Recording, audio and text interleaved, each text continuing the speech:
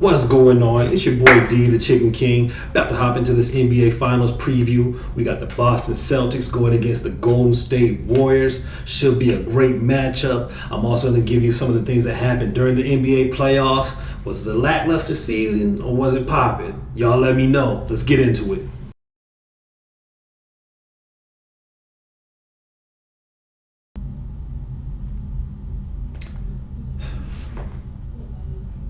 A lot to think about here. But first and foremost, I had to put on that Lakers jersey. Got to support Kobe. Lakers my favorite team. Kobe, one of my favorite players, him and Michael Jordan. So I had to represent if I'm going to be talking about basketball today. So let's get into it. A lot to think about here. So we got a good matchup between Boston Celtics and the Golden State Warriors. Make sure y'all spam the comments. Let me know who y'all got. If the points I'm making are invalid, let me know. If they are, holla at your boy too. I don't care. But before I get into my decision, let's break down these playoffs. What's y'all thoughts about them? Was there a lot of lackluster games? There was a lot of blowouts this year. I can't even front. Especially that Dallas Mavs and Phoenix Suns series. But hold on. Before we get into that, let's go in the first round here.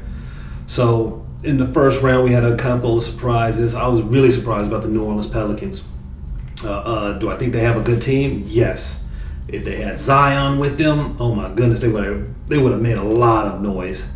But the fact that they put up that fight and Brandon Ingram is really coming into his own, I think he's going to ball out next year. He could be a cornerstone for that team. The matchup between him and CJ McCollum are really good. And then you just add Zion to that mix. Look out. The Pelicans are going to be serious. But they almost got the Suns there. The Suns had a couple of close calls, but the Suns pulled it out. Chris Paul played great that series. Devin Booker, unfortunately, had an injury. But that game where he dropped 30 and went the first half, oh my goodness. And then went down, he was about to go for 60 in that one. Believe me. But that was a good series overall. I did enjoy that series. The one that kind of surprised me the most was how Boston dealt with the Nets. Oh, man. Kevin Durant just couldn't get together. Kyrie had that first good game. But unfortunately, they lost it due to that quick layup by Tatum at the end, and he pulled it out. Oh, man, that was crazy. But I think that was a really good series as far as for the Boston Celtics and building their team momentum. They started to get everything together. You really see the emergence of Tatum becoming a superstar in this series. They always talked about the pairing of Jason Tatum and Jaylen Brown, how that's not working, but they proved everybody wrong this time. So I don't think we can go about saying that anymore now that they are actually in the finals. You got to say these boys can just ball. They love the ball together, and they're showing improvement right now. So got to give them their props. Standing ovation for y'all, even though I'm sitting down. Whatever. But surprising series because I didn't think they would neutralize KD the way. This is the first I've ever seen somebody neutralize KD in this way. He just couldn't score efficiently like he normally does. So that was very surprising. I did actually pick Brooklyn to win that series, mind you. And I had to eat my words. Boston came in there and kicked their ass for the most part. Got to give them those props. But everything else from the first round I pretty much expected. I wasn't really surprised by much. The way Golden State beat Denver, kind of seen that coming. For the most part, didn't really get any too much surprises. Now, the next round, the semifinal round, is where the surprises came in. I did not expect the Mavs to handle the Suns the way they did, especially in that Game 7. Y'all got to agree with me on that one. We did not see that coming. Luka could do anything he wanted to with that team, just balled out. And to have them down by 50 in a Game 7 where Devin Booker and CP3 are not balling at all, and you got DeAndre Ayton on the bench having fits, oh man, that was surprising. Did I enjoy it? Hell yeah, I did. I ain't no Suns fan. Lakers, baby. Yeah. But so that was still kind of surprising because I did have Golden State meeting the Suns in the Western Conference Finals. That was the matchup that I was looking forward to seeing. But hey, sometimes you gotta throw a wrench in the plan, and that's what happened with the Mavs. They did that. Props to Luka. He finally got his team past the first round this year, mind you, all the way to the Western Conference Finals. He balled out. He showed improved. Got to give him their props. As far as the East Coast, really no huge surprises there. I mean, I did pick Milwaukee to go to the Eastern Conference Finals, and actually to the finals, but you couldn't see the injury happen to Chris Middleton in that process there. So you got to give props to Boston Celtics. Even though Giannis was doing his thing, they made sure nobody else on that team did their thing. And they said, Giannis, you go ahead, score all the points you want, but we're going to stop all these other guys from scoring too. You just got to beat us by yourself. Unfortunately, they couldn't. But great series, though. I did enjoy that one. But that's pretty much my highlights from all of the playoffs here so far. Did I enjoy them? Yes. Were there a lot of blowouts? Yes. That Eastern Conference Finals, one win is a blowout, and the next win is a blowout. The only time we really had a close game was in Game 7 and maybe Game 6 somewhat, but Jimmy Butler was balling out. And we got to put respect on Jimmy Butler's name. It's over. You can't disrespect that man no further. That man was single-handedly carrying the Miami Heat in the Eastern Conference Finals, balling out against Boston. You got to give him his props. There's no more denying that. So, but he needs help though. That man gonna need some help because he can't do it on his own again.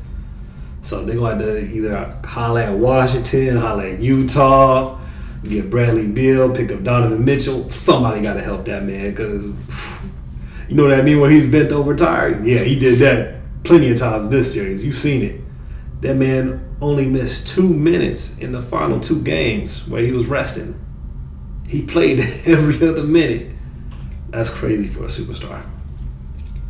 And as far as the Western Conference Finals are concerned, I didn't have Mavs beating the Warriors. I didn't think it would be close at all.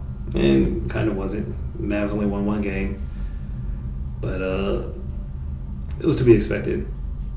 Do I believe Phoenix would have put up a greater challenge? Yes. Yes, I do. But that's just because they match up better with the Golden State Warriors. The Mavs are pretty much a one-man team. Luka really doesn't have too much help. I mean, we saw the emergence of Jalen Brunson. He did good. There was no Tim Hardaway in this series, which I don't know how much of a factor he would have been in this type of a series. And Spencer Dinwiddie tried to help out when he could, but it just wasn't enough. So I think the Mavs need to get some more help in that process. Try to see what they can do to help the Mavs become more of a finals team compared to just making it to the playoffs. But we'll see next year. I like Luka as a player. I think he is a superstar now, but he has to get in more shape too. I got to give him that. The man was tired too. But good series, but I didn't see it going past 5 games for the most part, and Golden State won in 5 games, so got to give him that props. So let's actually get into the finals now. What do you got for the finals?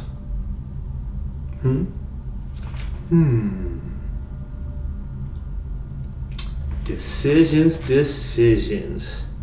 We got the returning Kings for the most part with Steph Curry, Klay Thompson, Draymond Green trying to come back and reclaim their throne against the new kids on the block, the rookies, only in the finals. But we got Jason Tatum, Jaylen Brown, Al Horford, who's been in the league for, 15 seasons now and is just now making his first finals appearance. That's huge. Props to him as well. So, I'm going Boston Celtics. And my reasoning for going with the Boston Celtics is specifically because do they have offensive firepower? Yes, they do. They have someone who can score and create their own shot. They have 2 people actually with Jason Tatum and Jaylen Brown, although Jaylen Brown got to work on his handles. But he can still get a bucket when he wants to. But that defense is something special. And Golden State this year has yet to see a team play with this much defensive intensity. Do I believe Golden State can beat Boston? Hell yeah. I'm not putting that past them at all. I think Actually, in my prediction, I got Boston winning in 7. But I think just the matchups kind of play a key role. Mind you, Jordan Poole started out hot, kind of tailed off during the later rounds. Klay Thompson has been kind of back and forth throughout his playoff series. We understand that he's still injured, but it's not the same old Klay. I think he still needs one more year to really get back into shape and get into basketball form, but we'll see during this playoff series. And their key point is going to be focusing on Steph Curry. Can they stop him? Can they afford to double team Steph Curry and leave someone like Klay open who can get their jump shot? But the also important fact is that Boston can switch on anybody. Their team is meant for switching. They got bigs who can guard the littles. They got littles who can actually guard the bigs, like Marcus Smart, Defensive Player of the Year. So I think it's going to be an interesting matchup. I'm going Boston in 7. And I'm picking Jason Tatum to be the Finals MVP. But if so, I would not mind seeing Golden State winning if Steph Curry can finally get his Finals MVP. Do I think that first year they won the championship, he should have got it? Yes. I don't think Andre Iguodala should have got that just because he was guarding LeBron James. LeBron James was still torching him. But Steph actually came through in a couple of those later games and actually got them over the hump so that way they can win, because LeBron James was whooping their butt with freaking Matt Dellavedova. So I wouldn't mind seeing Steph Curry finally get his Finals MVP. Congrats on him getting that Western Conference Finals Finals MVP, and Jason Tatum getting the Eastern Conference MVP. So that's pretty dope. That's cool that they now associate that trophy with it. So I really can't wait to see these finals. It starts on Thursday. Make sure y'all tune in. If y'all fan dueling, put your bets in now so you can get that extra little, you know what I'm saying? But look forward to it. So spam my comments. Let me know what y'all think. Who do you have? You going with Boston or you going with Golden State? Let me hear it. Holla at your boy. Make sure you subscribe to the page, like the page, and let me know if there's anything else you want me to react to. Peace.